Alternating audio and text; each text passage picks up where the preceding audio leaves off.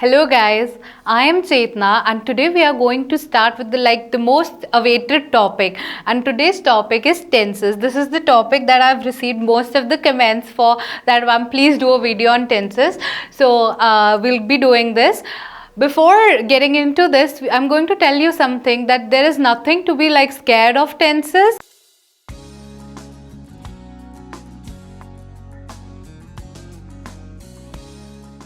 This is a very simple topic that you will understand properly and you will never fail if you understand properly. So I will try my best to explain you this topic step by step so that it becomes easy for you. So in this video, we'll be just discussing the first type of tense, that is the present tense. So before moving forward, we must know that tenses are categorized into three main categories: the present tense, past tense and the future tense. Now what is present, what is past and what is future? This is the most important thing that you need to know, and right when you know it, you'll be able to categorize the tenses and use the right forms while speaking, because our speaking, the way we speak English, is mostly based on our knowledge of tenses. So it is very important to have knowledge of tenses. So present tense. Now present tense is something that is happening right now in the very present moment, or any action that have started in the past but it is still continuing in the present. So present is something that is happening just now.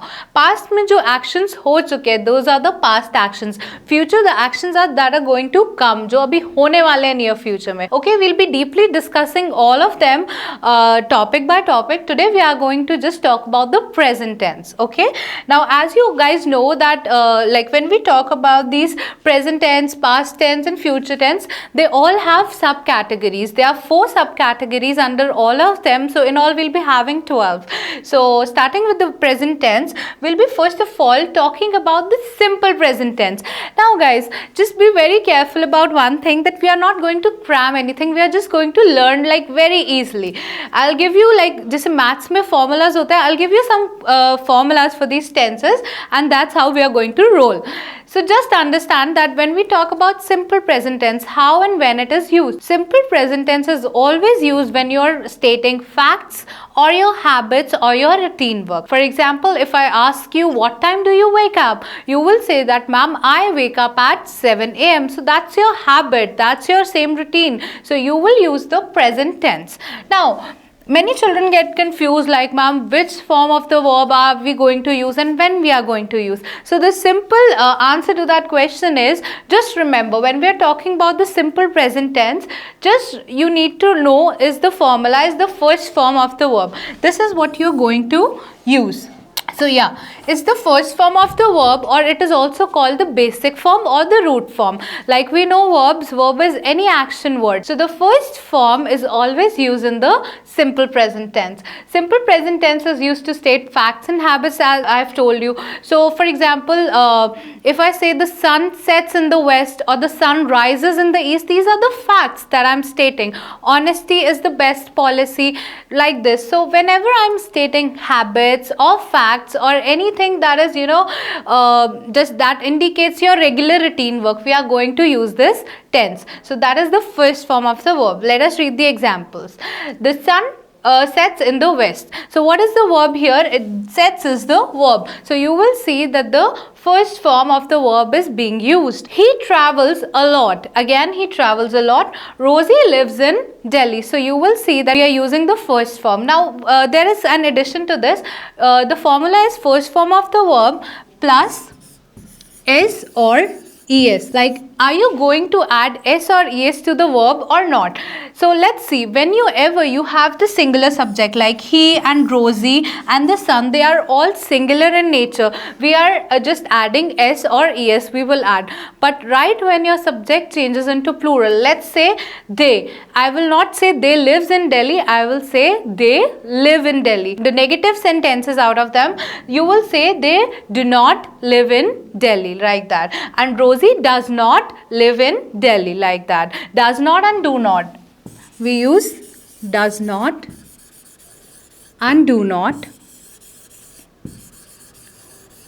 in order to make the sentences negative. So again, if your subject is singular, you are always going to use does not. For example, Rosie does not, but then you will cut down this S and you will say that Rosie does not live in Delhi and they do not live in Delhi. That is going to be the same. And if we talk about the interrogative sentences, again you will start with do or does.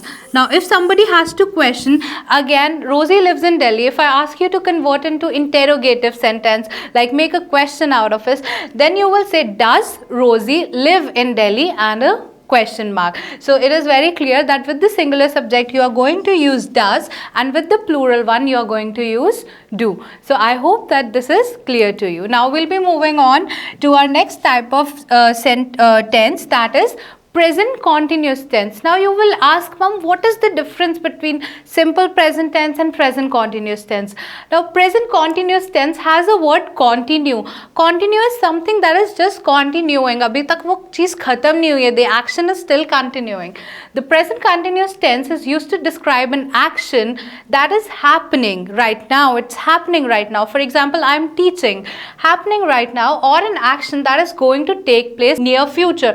Like I am going to the market, it is going to take place in the near future, like it is not taking place now but in the near future. So like I've told you that we'll be doing some formulas. So formula for present continuous tense will be is, am, are plus ing form of verb. Now you will see that here it is a slash. Now why is it a slash? That we are going to use one of these. Either we'll use is or am or are, but we are definitely going to add the ing form of the verb, like with the root form. So we are going to see कि हम is किसके साथ लगाएंगे, am किसके साथ लगाएंगे and are किसके साथ लगाएंगे. So is always used with the singular subjects. If I say is always used with she or he or any other subject that is singular in nature. Are is always used with the subjects that are plural in nature, and am is very evident. We are always going to use am with I. For example, I am leaving for the market, right? So I hope this is clear, and we'll be moving on to some examples of this tense. Now these are the examples. Just note it very carefully that with the plural subjects you will use are, singular subjects is.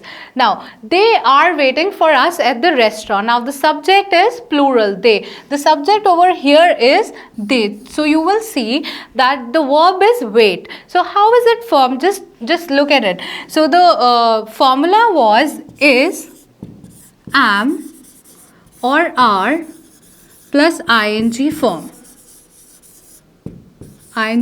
of verb. So you will see that this formula is going to apply in all of the sentences. So in the very first sentence, they are waiting, ing form of the verb wait, they are waiting for us at the restaurant, they are already waiting. Okay, a nightingale, it's again a singular subject. A nightingale is singing, singular subject takes is from this, is singing in the woods. And if I use the subject I am coming to your place. Okay, so I hope this is clear to you. And if we talk about negative sentences in present continuous tense, it is also very easy. How are you going to do that? If I ask you to convert them into negative, so it is very easy. What you will do, you will just simply add not. Let's see how. They are waiting for us at the restaurant. They are not waiting for us at the restaurant. A nightingale is not singing in the woods. Right after the helping verb, you are going to add not. And I am not coming to your place. Right? I hope this is clear to you.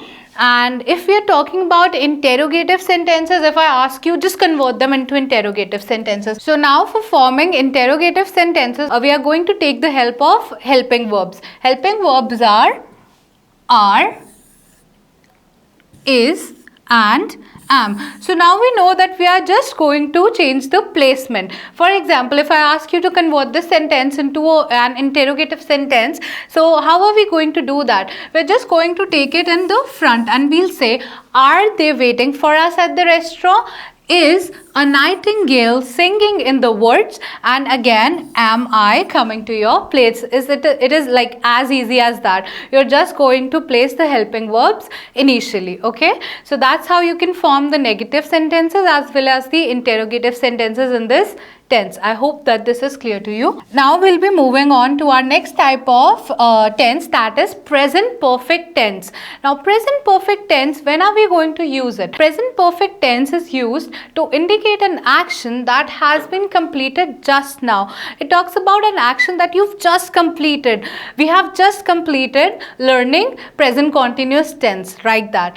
Okay? Action that started some time ago and is still continuing till that time. I've just completed. Okay, so now the formula for the same is, what is the formula? You just need to remember the formula. So the formula is has slash have, means has or have plus the third form of the verb. That means you're going to use the third form of the verb. You're just going to play with has or have accordingly. So has you will use with the singular subjects, have you will use with the plural subjects. So let us see the examples now. Ram has finished correcting his homework. So now you see the main verb over here is finished. So the third form of finish is finished. Now you have to select from has or have. So Ram, since it is a singular subject, you are going to select has. We use has. So Ram has finished correcting his homework. Now we have, again we will see that we is a plural subject. With the plural subjects we are going to use have. We have known this family for many years. So known, the third form. So know, knew and known. So known is the third form. That's what you're using. This family for many years. I have been ill since Tuesday, which means I'm still ill right now, you know. So that's what this tense indicates. Just say abhi tak continue, or I'm still not feeling well. That's what it says. I have. So now you must be thinking that I is singular, but ma'am, why are we using have with I? So whenever we talk about English grammar, we use this as a plural subject and we use plural verbs with it. Like I have, we never say I has, we always say I have. Okay, so that is the way. Now if we talk about negative sentences, formation of negative sentences in present perfect tense is again very easy. You're just going to add not. For example, Ram has not finished correcting his homework. We have not known this family for many years, and I have not been ill since Tuesday. That's how you will make the negative sentences. Now let's talk about interrogative sentences. Again, it is very easy. What are you going to do? You are going to take help of these helping verbs. The helping verbs are has and have and again have. So what in the interrogative sentences we are supposed to do? We're supposed to do like bring them in the beginning. For example, has Ram finished correcting his homework? Have we known this family for years, for many years? Have I been ill since Tuesday? It's very easy. You're just going to use the helping verbs, bring them forward, and that's how you can make interrogative sentences. I hope that this is clear, and now we'll move on to our next type of tense. So now our next and last type of tense in the present tenses are the present perfect continuous tense. So whenever the word continuous comes in like in the tenses, just remember they're talking about the ing form. Why ing form? Because the action is still continuing. So let's read. Present perfect continuous tense shows an action that started in the past. It may have started in the past, but it is still continuing in the present time. We have been learning tenses. I can say that I have started teaching you tenses like minutes ago. It is already in the past, but it is still continuing. So anything that has started in the past but still continuing in the present, that's where we use this tense. So the formula is very simple. Just like present perfect tense, you have to choose between has or have, and the form will be ing form. There is one addition, and that addition is of been, B-double-E-N. So this is the formula. If you want to note it down, just pause it and note it down. Has, have plus been plus ing form of the verb. Now let's look at some sentences. I have been reading this book for a week now, which means I am still reading this book. Abhi ye end nahi hui hai baat. I am still reading this book. So I have been reading. You will see if you break this sentence, and you will see the formula being applied. Have, been and ing form of the verb. This is how it works, right? So grandmother has grandmother is again a singular subject. So has is always used with the subject that is singular. I'm writing S for that. And have is always used for a subject that is plural in nature. So whenever we're talking about grandmother, single grandmother, so grandmother has not been feeling well lately. This is a negative sentence. If I want to say like in positive, I will just say the grandmother has been feeling well lately, which means she is already feeling well. And if I want to convert it into negative, I'll simply write not. Okay, the next one is Samira has been living in New York since 2002. Again, Samira is a singular subject, so we are going to use has been living, which means that she is still living. That's why we are using this present form. So if we are going to convert these sentences into negative, you are not going to do anything like you are not going to learn big formulas. Just add a not. For example, I have not been reading, grandmother has not been feeling, and Samira has not been living. It is as simple as adding not, right? And if we talk about interrogative sentences, the rule is still the same. You have to just bring the helping verbs out of the sentence and frame them. Just like this one. Have I been reading this book for a week now? Just don't forget to insert a question mark at the end if you are making an interrogative sentence. Has the grandmother not been feeling well lately? Add the question mark. Has Samira been living in New York since 2002? Okay, so just in case if you are converting into interrogative sentences, don't forget to add a question mark instead of a full stop. So I hope present tenses are very clear to you guys. We'll be meeting in our next video. We will discuss past tense and the future tense. So till then, take care. Bye-bye.